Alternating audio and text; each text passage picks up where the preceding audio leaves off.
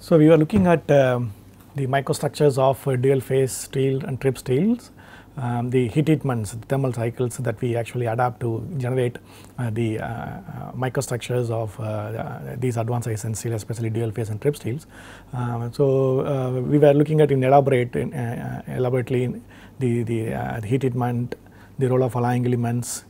So why do we add those alloying elements? What are the steps involved in generating ferritic martensitic microstructure dual phase, as well as the ferritic, binatic, and retain arsenic containing microstructure in trip steels, and how the isothermal binatic holding helps in stabilizing retain arsenic at room temperature. And we subsequently moved to the hot stamping process. So we looked at the thermomechanical cycles we adapt, the deformation in the austenitic region, and the role of alloying elements again in hot stamping steel, especially the role of boron. So how boron increases the hardenability. Because of that, how we can generate the martensitic microstructure upon cooling from hot stamping. Okay, so now we will move on to the next unit on welding processes. So we look at the important welding processes that are actually used in automotive industries, the basic principles of those welding processes, and what is the current state of the art in those processes in welding of advanced ISN steels. And then we will move on to the subsequent chapters. So before going into the actual details, science behind welding processes. So we look at some introduction as usual. So for example, the main question we are going to ask is what does welding do to the microstructure? Okay, so we already looked at how complex the microstructure of dual phase and trip steel. Okay, so we have to adapt various thermal cycles to generate such a beautiful microstructure which can give high strength and reasonable ductility. Okay, and we look at now how a typical weld thermal cycle is going to affect those microstructures. Can we save those microstructures so that the weld properties are equal to the base material property, if not even better than the base material property? So the big question we are going to ask now from here onwards is can we weld advanced ISN steels? If yes, how? If not, how we can improve the welding processes such a way that we get the microstructures of welded advanced ISN steels which are superior in terms of mechanical properties. Okay, so if you look at the important welding processes that are actually used in automotive industries, the majority of the welding in automotive industry is carried out either by laser welding or resistance spot welding. So I just gave two schematics. So we won't go into detail about this process now, but we will go on one by one.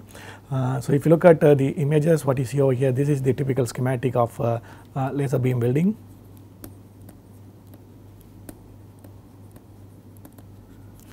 And what you see over here on the right hand side is the resistance spot welding.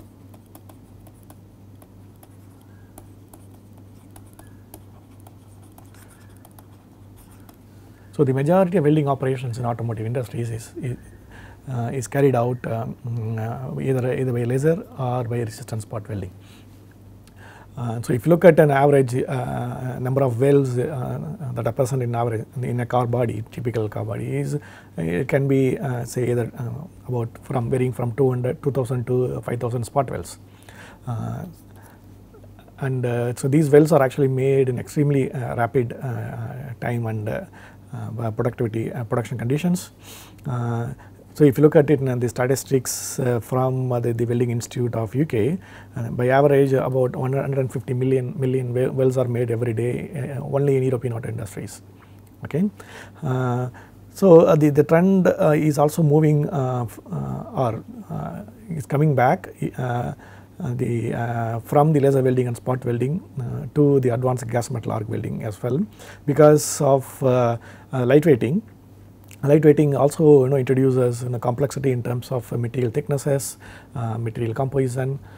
So some of the advanced gas metals arc welding processes they are also coming up to weld especially the dissimilar joints, and also some applications we may also use gas metal arc brazing for welding advanced high-strength steels. But even now the predominantly the welding processes that are used in automotive industries are either laser or resistance spot welds. Okay, so in average, if you could look at a body in white or a chassis, we can find somewhere between 2000 to 5000 spot welds, and these welds are supposed to be strong and stiff throughout the life cycle of the an automotive. So a car, the automotive life cycle is roughly about 300,000 kilometers. That's the actual mileage. So these 5000 welds, spot welds, what you have in auto bodies should withstand such an enormous amount of the workload is expected. So we will look at in detail about these welding processes, all three, the resistance spot welding and laser beam welding, and some of the advanced gas metal arc welding processes that are actually getting explored to weld dissimilar advanced high-strength steels. First we will move on to the resistance spot weld. So I have shown you the schematic here. So the actual welding process is very simple. So what we have is two electrodes which are generally made of copper. So we keep the interfaces that are going to be welded in between two water cooled electrodes. So the electrodes are water cooled. Okay, so what you see over here is in sheet 1 and sheet 2. So it's kept top of each other, which what we know as overlap joints on overlap configuration. Okay, and then we applied some load. While applying load, we also pass a current of some amperage. So the actual values we will see in next slides. So we pass a current and we subject the actual feeding interface to a load, a compression load in this case, and so while passing current, material heats up by Joule heating, and the Joule heating generated at the interface lead to the melting of the interface, and there will be coalescence of the interface leading to formation of weld, which is known as nugget.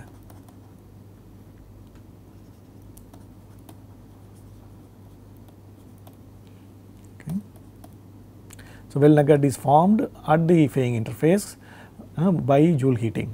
Okay, so there are various 1, 2, 3 numbers I have given here, and we will see in the next slide. So what are these numbers mean, and then what are the various components of the typical resistance spot welding equipment. And before going to that, so as I already explained, resistance spot welding, the main heat generation mechanism is Joule heating. Okay, so what is Joule heating is the amount of heat that is generated is equal to the amperage, the current, the magnitude of current we send in over a potential difference of V, and how long we send those current over a potential difference, that will determine the heat generation. So in this equation, Q is joules, or it can be calories as well if you are converting it. So joules are generated by passing a current of a given amperes over a potential difference of V volts for a given time. That is the amount of heat we have to generate in a typical resistance spot welding. So the main rate controlling factors are, and we can change this equation. So V equal to IR. So V can be replaced with IR because the IR can be measured easily. So then the actual heat generated and the joules is the I square R times T. So this can also be changed into watts. If you take the time to other side, then it becomes joules per second and becomes watt, then that will be I square R. So the main factors that are controlling the heat generation here is the R, which is the resistance of the circuit, and the amperage, the current you pass it in. Okay, so and that determines your the heat generation Q. Again, R is not that straightforward. No, R is not a single factor in this circuit, because if you look at the schematic of resistance spot welding, so there are various resistance that are present in this system. Okay. So, this is slightly the enlarged version of the diagram I showed you in the earlier slide. So, we have the electrode which is copper. Okay. So, this is water cooled, so that the electrode is not actually heated up during this process. So, we have a top electrode and we have bottom electrode.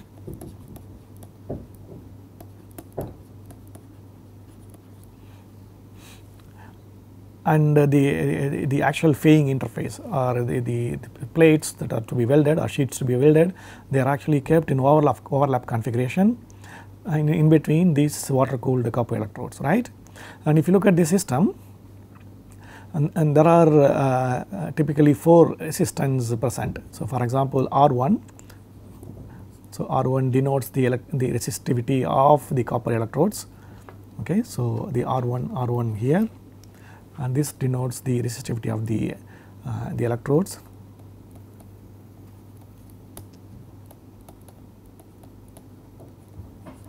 Okay. And then we have the R2. So, R2 denotes the resistance at the interface between your electrode and the sheet surface. Okay. So, if you write it on, R1 is the resistance of the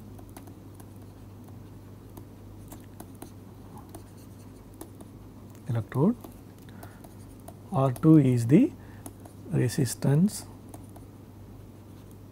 of the interface between electrode and the sheet interface. Okay. And then we have another resistance R3, which is nothing but the resistance of the sheet itself.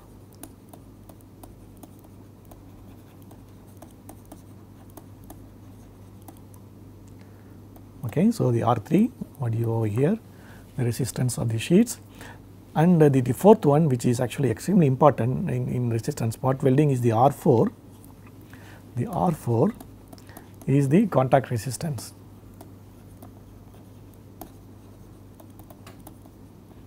Okay, so between 2 faying interfaces.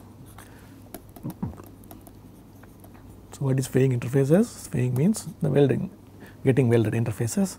So, that is R4, and this is known as a contact resistance. And in this circuit, if you look at it, if in the system, the R4 is the maximum, and compared to the other resistance, for example, R1 is negligible because we use the oxygen free high conductivity copper electrodes.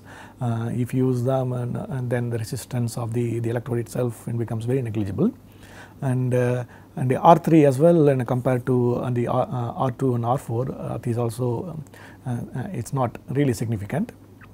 But if you look at the actual the resistance at the contact area between 2 sheets and the contact area between the interface and the electrode becomes extremely significant in this circuit. So, the R2 and R4. R4 will be the maximum and R2 the next. Okay. So, because of the increased resistance at the interface between the 2 sheets that are welded, you expect a maximum heat generation at the interface. Okay. So, the contact resistance between the interface R4 determines the actual heat generation. So, because of the increased resistance in R4, the entire heat generation is controlled by the resistivity at the interface. So, that is the contact resistance, okay, given by the surface roughness as well as the load we are applying to keep the interfaces intact. Okay. So, the various factors, surface roughness for example, or the surface morphology and the oxide layer or the galvanized layer in sheets, and all of them will determine your contact resistance at the interface. Okay. So, if you look at the previous equation, what you looked at in Q equal to I square RT. So, the R is a summation of all the resistance. So, R1 plus R2 R3 plus R4.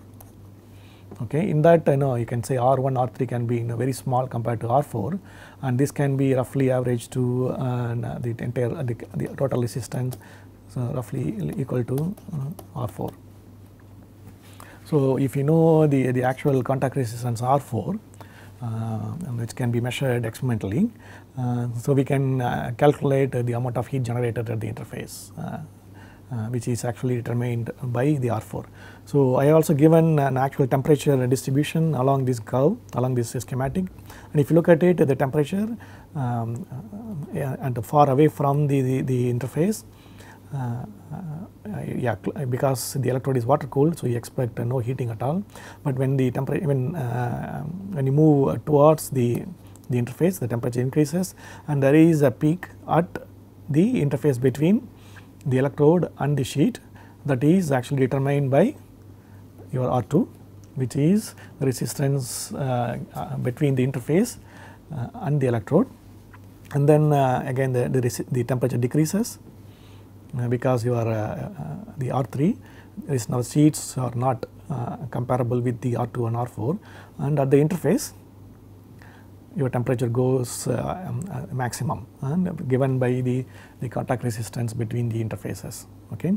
So, if this is your melting point, for example, at the interface, it can go more than the melting point, leading to formation of melt at the interface, and subsequently if you increase the time and your melt grows,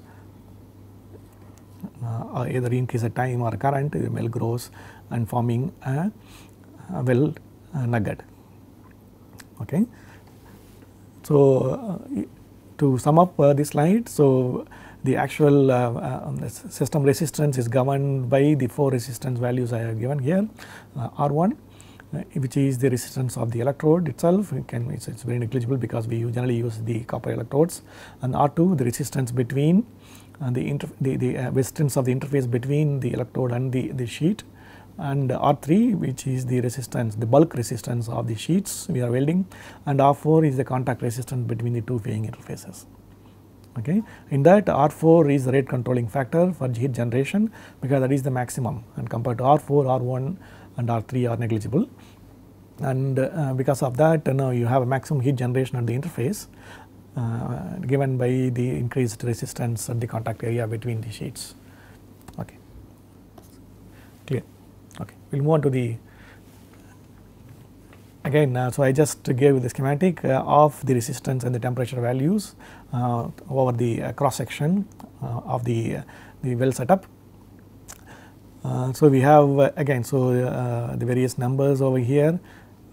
So, 1 is the resistance at the area of the electrode, and you expect least resistance because of the copper, and then at the interface between the electrode and the sheet you have a maximum resistance, increasing resistance, and leading to the increasing temperature. Okay. And if you move inside the sheets, your the resistance of the sheets are much lower than the interface resistance, and your temperature also decreases. But at the interface between 2 sheets, you have maximum resistance given by the contact resistance, and temperature increases significantly because of that. And then system is symmetric, right. So, again there will be another increasing in resistance at the interface between the bottom electrode and the sheet, and then there will be an increasing resistance, increasing temperature, and then if you move forward your electrode would dictate your temperature distribution. And generally in a practical situations the electrodes are not heated up because of the effective water cooling you have inside the electrode. Okay. And due to that fact that the heat transfer is very effective, and that means that when you form a well nugget by the contact resistance of the interface, and the water cooled the copper electrodes can extract heat extremely efficiently. So, we need to make sure that the copper electrodes are cooled and the temperature is not increased. So, in real life the situation is extremely sharp. Okay. And due to the fact that the water cooled copper electrodes extract heat very rapidly, the well nugget that is formed during while passing the current cools extremely fast. Okay. The cooling rates of the well nugget which is actually formed at the fairing interfaces, can cool with a cooling rate as high as 1000 Kelvin per second, and it can go even higher to several thousand Kelvin per second as well. And because of this effective cooling what we have, and the copper can extract heat much more effectively, rapidly as well. So now the situation becomes extremely critical, right? So the cooling rates what we use it over here in resistance spot welding are very rapid. So much more than what you need to form a martensitic microstructure in advanced silicon steel. Okay, so the microstructure of the weld nuggets, because of this rapid cooling rate what we apply during resistance spot welding, and lead to invariably martensitic microstructure, albeit some other phases can also stabilize. We will see when we look at the welding metallurgy of advanced silicon steels. But now you can say that the cooling rate what we subject the weld nuggets are in the order of few thousand Kelvin per second, and this is due to the effective water cooling, water cooled copper electrodes what we actually use for welding. Okay, so to summarize, the resistance at the interfaces determine the heat generation, and you will have a peak temperatures at the fairing interfaces because of the contact resistance, the R4 what I explained in previous slides, the contact resistance between the sheets.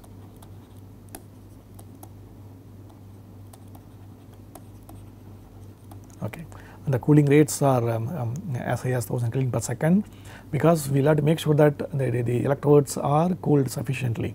We can't melt the electrodes, right? So we cannot heat up the electrodes. So we use a water cooling channel inside the electrode, and which can lead to the effective heat extraction of the weld nugget, can lead to increasing cooling rate and as high as 1000 Kelvin per second. Okay, good. So this is a cross section view of the actual the electrode and the sheet geometry. So this is upper electrode, as I explained, this is lower electrode, and this is the cross section view. Generally, if you pass a current, okay, in this direction, and then we also apply some load.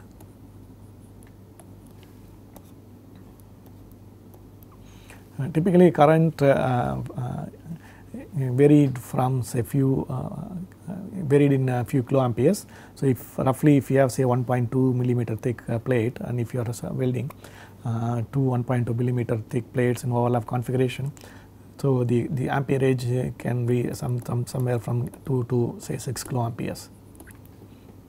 Okay, and similarly the loads what we are applying is also can be varied, and both the current and the load would determine the nugget geometry. So how the load can change, because when you apply a load you also change the contact area between the sheets. That means that you will also locally change the contact resistance. So because contact resistance is determined by the surface morphology, the air gap between the sheets. So the actual the contact resistance can also be varied in a way by the load you apply through the electrodes. Okay, so both the current as well as the load you apply can determine your nugget formation. So the typical nugget size in the resistance spot weld is an elliptical. Again, that is also determined by the resistive distribution and the heat extraction heat transfer characteristics. Generally your weld nugget shape is an elliptical, what I have drawn over here, and it forms at the middle of the electrode in a 3-dimensional cross section. It happens at the center of the nugget, generally at the center of the electrode axis. And you have a typical weld nugget with an elliptical size that formed, and it is a 3-dimensional elliptical, sort of a flying saucer, you can say, if you look at it in 3D configuration. And if you take a cross section, you see an ellipse. Okay, generally you have a long axis parallel to the seat axis, and the short axis perpendicular to the sheet thickness. Okay. So the typical load versus current thermal cycle current cycle we apply in resistance spot welding is given in this graph. The blue color shows the your current, and here the purple color shows the your load axis. So this is actually used to weld 1.2 mm thick DP steel, and the current and the load can be changed based on the size of the weld nugget what you want to generate.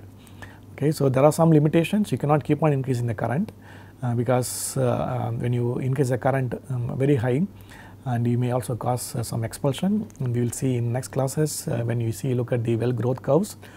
So right now with a typical weld thermal cycle for welding 1.2 mm thick DP steel is, so we start with no load, no current, and we once the plate is placed between the electrodes in overall configuration, we apply a load. So in this case I applied about 3.5 kilonewtons. Okay, so 3.5 kilonewtons, and then upon applying a load we start passing the current. In this case I applied up to 5.5 kiloamperes, the 5500 amperes over a very short duration. Okay, so in this case up to 220 milliseconds. Okay, so the process is extremely rapid because the entire weld thermal cycle, if you look at it, it's completed in less than 400 milliseconds. So that's why this process is very attractive for automotive applications, because you can make a weld in extremely rapid time. Okay, so each weld nugget, if you look at it in this case, it takes hardly half a second. Okay, so if you want to make about 5000 welds, you can make it in a few minutes. Okay, and due to this rapid welding time, this resistance spot welding is very attractive in a production environment, and we mostly use an alternating current, an AC current, and there is a very important reason why we prefer to use alternating current in resistance spot welding. We will see in the subsequent classes why AC is preferred. The AC current is generally varied somewhere, an average current in any case is in a few thousand kiloamperes. Okay, so generally it can be varied from 2 to not more than 10 kiloamperes. Okay, so as I had explained, the contact resistance, the R4, which determines the heat generation, the contact resistance between two sheets, these two faying interfaces in overlap configuration, right? And then R is inversely proportional electrode pressure. That means that if electrode pressure is higher, okay, and then the R decreases. So that means that if you press it really hard, you also reduce, you also have, you may induce some plastic deformation at the faying interface. So then the resistance, the air resistance, and the surface morphology, your contact area becomes more coherent. So then that may lead to decreasing in the contact resistance. So as I already explained, because of the effective heat extraction by the copper electrodes from the faying interface, the cooling rate of this process is extremely fast, extremely high. And typically the cooling rate of one weld nugget from the liquid stage is in the order of 1000 Kelvin per second. Okay.